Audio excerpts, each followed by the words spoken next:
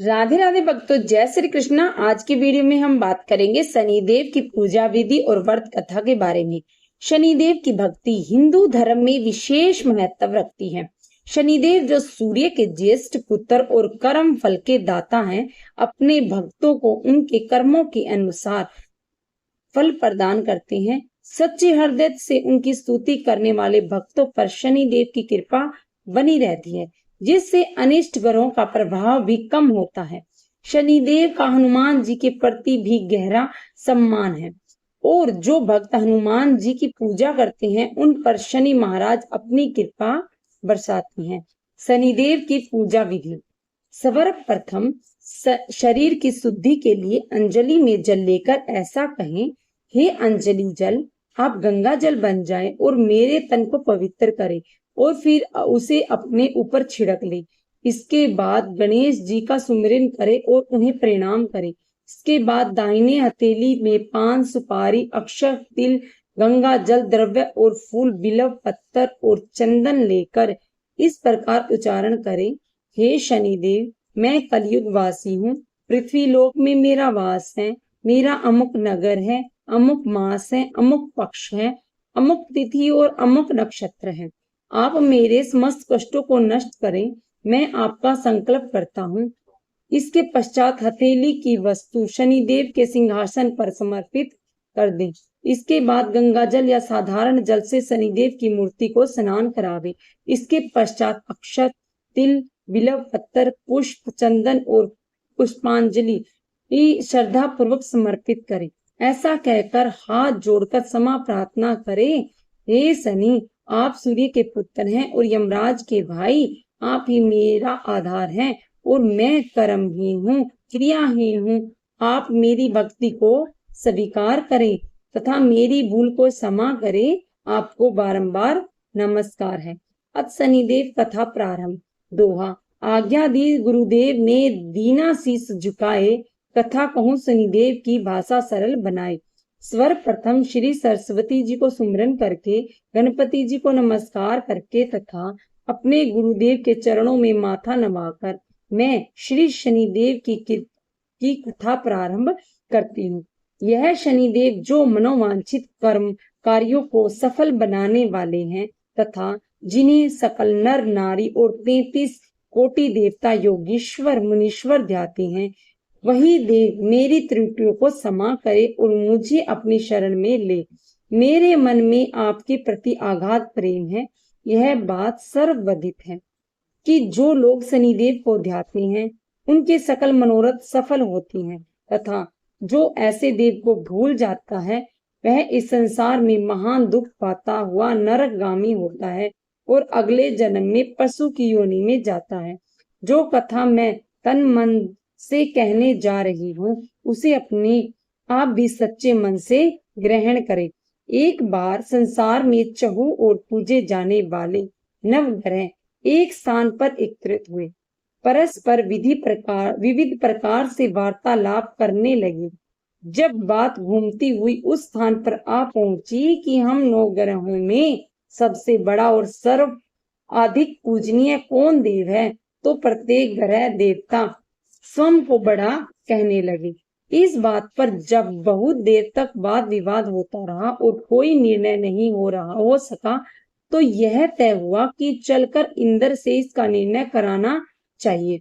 अतः वह 9 के 9 ग्रह इंद्रदेव के समक्ष उपस्थित हुए।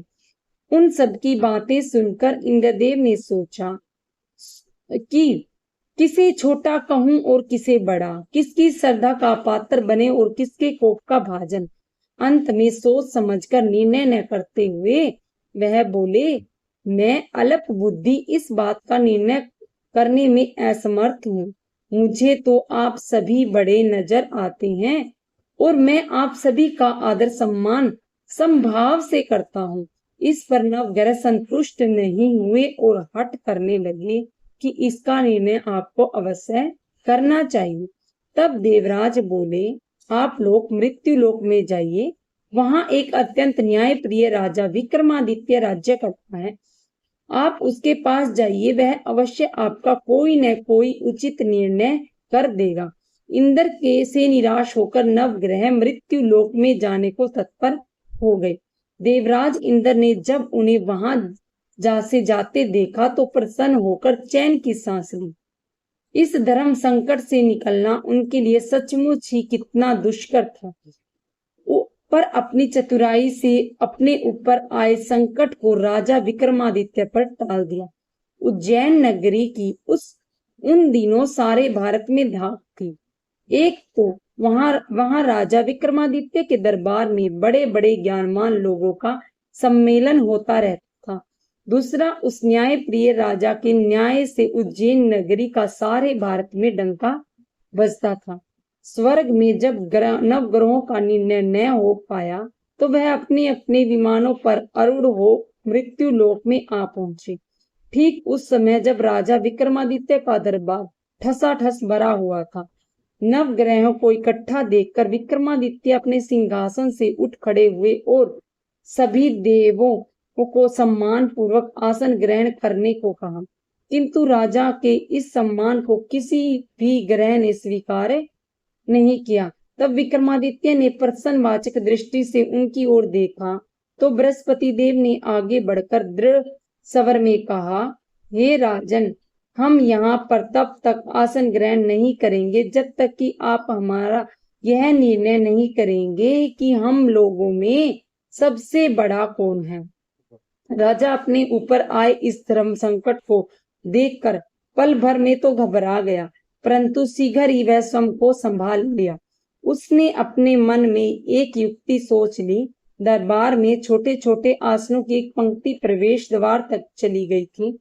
राजा ने उन लोगों से कहा कि आप यहाँ पर आसन ग्रहण कीजिए, मैं सोच समझकर अभी अपना निर्णय करता हूँ। यह कहकर राजा अपने सिंहासन पर बैठ गया। सिंहासन के निकट ही जो आसन पड़ा था उस पर भागकर बृहस्पति जी जा बैठे। उसके अगले आसन पर सूर्य देव जा बैठे।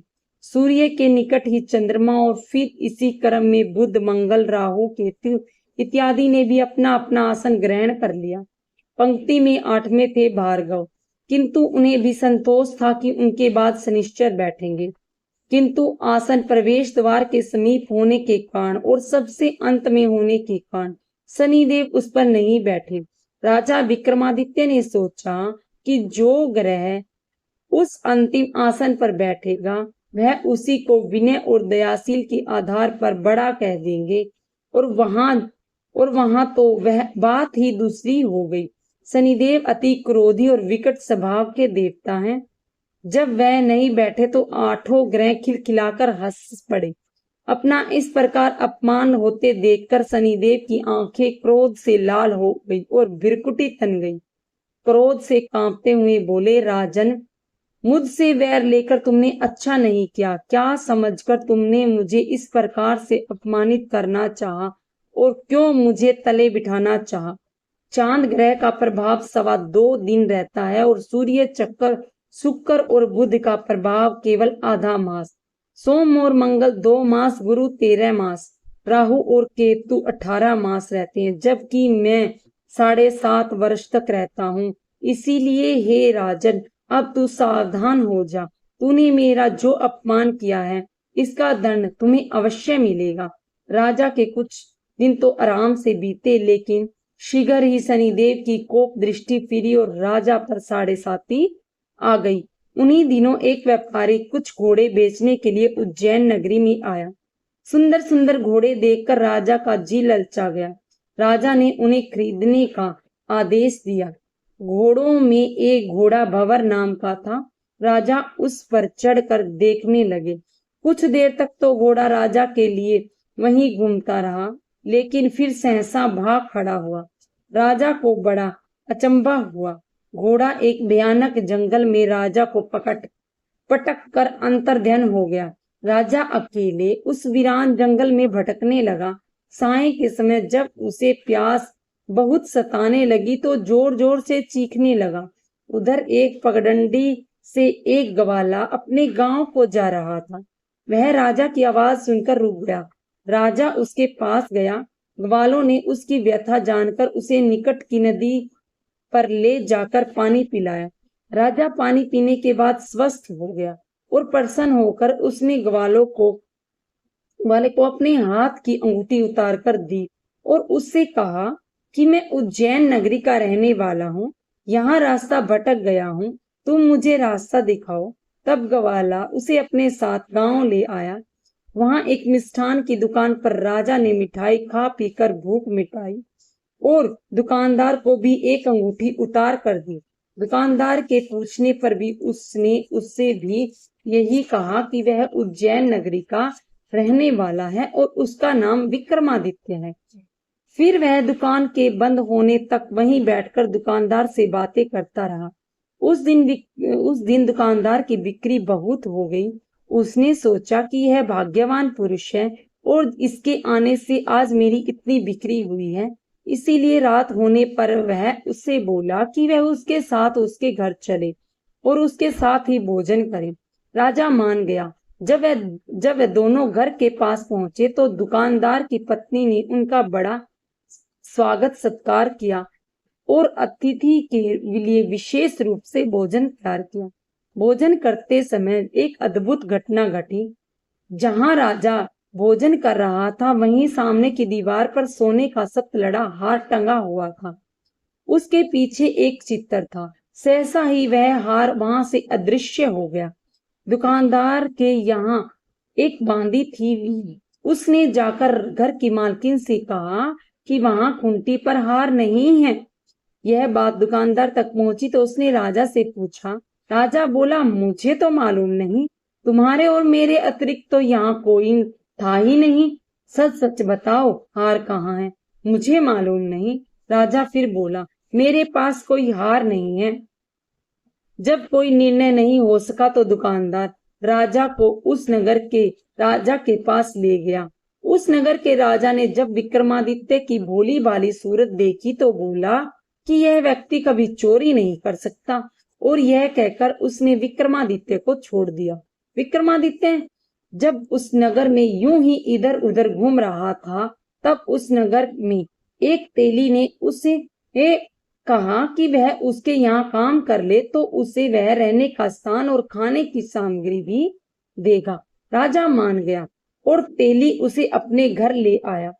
वहां सारा दिन राजा धानी पर बैठा, उसके बैलों को हाँकता रहता और तेली बाजार में तेल बेच आता। जब वर्षा ऋतु आई तो मूसलाधार वर्षा होने लगी। तब धानी पर बैठे हुए विक्रमादित्य ने मौज में आकर ऊंचे ऊंचे स्वर में राग अल्पना आरंभ कर दिया। निकट ही उस नगर के राजा का राजमहल था। वहां खिड़की में बैठी राजकुमारी ने जब राजा का मधुर स्वर में गीत सुना तो वह अपना दिल हार बैठी। उसने बांदी को पता करने के लिए भेजा। बांदी वहां राजा के गाते हुए देखकर लौटी तो राजकुमारी से बोली कि वहां तो कोई अति सुकुमार नवयुवक बैठा मस्ती में आंखें बंद किए गा रहा है। राजकुमारी ने सुना तो अन्न जल का त्याग कर दिया।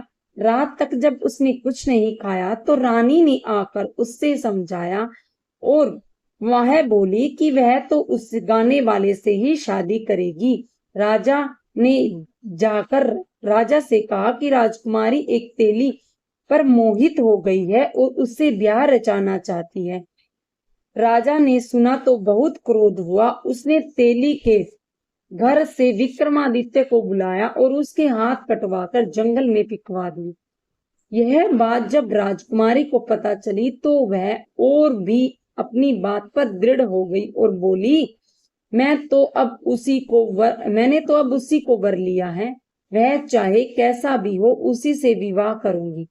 बेटी की हट देखकर लाचार हो राजा ने दोबारा विक्रमादित्य को नगर में बुलाया और राजकुमारी का मामूली ढंग से पाणी ग्रह करवाया। एक साधारण मकान में दोनों को बसा दिया। दोनों वहीं रहने लगे। एक दिन जब विक्रमादित्य सोया हुआ था तो स्वप्न में उसे शनिदेव नजर आए। विक्रमादित्य ने उसके सामने नमस्कार किया और क्षमा याचना की। शनिदेव ने उसे आशीर्वाद दिया और बोले, अब तुम्हारी 7.5 वर्ष समाप्त हो गए हैं। राजा बोला, मुझसे जो गलती हुई उसके लिए मुझे क्षमा कर दीजिए। शनिदेव ने मुस्कुराकर उसे आशीर्वाद दिया और राजा ने दोनों बाजू दोबारा निकल आए। राजा ने अपनी पत्नी राजकुमारी को रात को जगाया नहीं। वह रात को उसके गले में अपनी बाहें डालकर सो गया। सुबह राजकुमारी की आंखें खुली तो उसने अपनी गर्दन में बाहें पड़ी देखी तो चौंक कर उठ बैठी। लेकिन शीघ्र ही विक्रमादित्य ने जागकर उसको सब बातों से अवगत करा दिया। जब वहां के राजा को यह बात मालूम हुई तो वह भागा भागा आया और उस अपंग को फिर से स्वस्थ देखकर चकित रह गया। उसने भी विक्रमादित्य से यही कहा कि वह यह सब शनिदेव की कृपा का फल है, और विक्रमादित्य को अपना वास्तविक परिचय भी उस राजा को दिया और सारा किस्सा विस्तार से सुनाया। सुनते ही राजा विक्रमादित्य के चरणों में गिर गया और क्षमा याचना करने लगा। बस यह खबर शीघ्र ही सारे नगर में फैल गई। दुकानदार को जब यह खबर मिली तो वह भागा भागा आया और विक्रमादित्य के पांव में लेटने लगा। विक्रमादित्य ने उसे उठाया और आसन पर बिठाया और कहा, तुम घर जाकर उसी खूंटी पर देखो, हाथ टंगा मिलेगा। और सचमुच ही दुकानदार ने देखा, हाथ टंगा पाया। नौकरानियों के साथ लश्कर समेत विक्रमादित्य को विदा किया। राजा विक्रमादित्य जब राजकुमारी को लेकर अपनी नगरी उज्जैन में लश्कर समेत पहुंचा तो सारी नगरी में उत्साह छा गया। अपने राजमहल में प्रवेश करने से पूर्व विक्रमादित्य ने नवग्रहों की पूजा की और शनिदेव को सर्वोच्च स्थान दिया। साथ ही उसने नगर भर में ढिंढोरा पिटवा दिया कि शनिदेव मनोवांछित फलों को देने वाले हैं और नवग्रहों में सर्वोच्च स्थान रखते हैं। इस प्रकार शनिदेव को मानकर विक्रमादित्य ने अपने राज्य, यश और कृति को प्राप्त कर लिया। बोलो शनिदेव की जय, बोलो नवग्रहों की जय। दोहा, जैसी सुनी तैसी कही, इसमें झूठ न साच। विक्रम भूप इतिहास को, सजनों देखो बाँच। सुनो सुनावे शनि कथा, गावे जो चितलाए। सत्य वचन है संत का, बाको संकट जाए। साढ़े साती हटाने की प्रार्थना।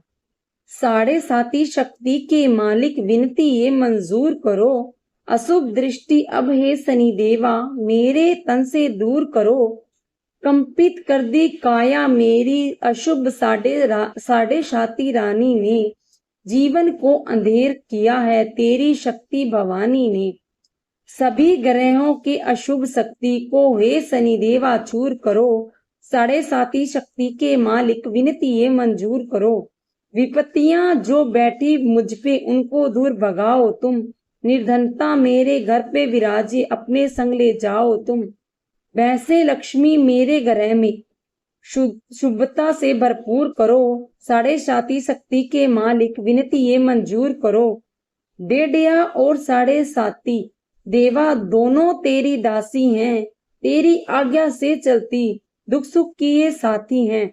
दिला दो इनसे दया की दृष्टि, धन और वृष्ट जरूर करो। साढ़े साती शक्ति के मालिक विनती ये मंजूर करो।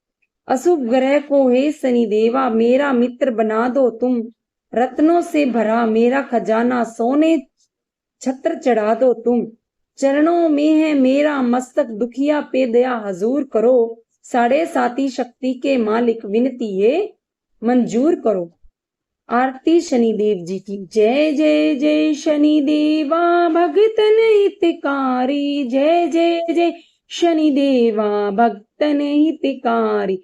सूर्य के पुत्र प्रभु छाया महतारी। जय जय शनिदेवा भक्तन हितकारी। जय जय शनिदेवा भक्तन हितकारी। श्याम अंक वक्र दृष्टि चतुर्भुजाधारी।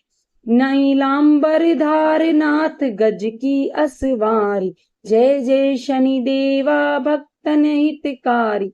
क्रिकेट मुकुट शीस रजत दीपत है लिली लारी। मुक्तन की माला गले सुशोभित बलिहारी। जय जय शनिदेवा भक्तन हितकारी। मोदक मिष्ठान पान चढ़त है सुपारी। लोहा तिल तेल उड़द मीशी अति प्यारी। जय जय शनिदेवा भक्तन हितकारी। देव दनुज ऋषि मुनि सुरत नर नारी, विश्वनाथ धरत ध्यान शरण है तुम्हारी। जय जय जय शनिदेवा भक्तन हितकारी, बोलो शनिदेव की जय। राधे राधे भक्तों, जय श्री कृष्ण, हर हर महादेव।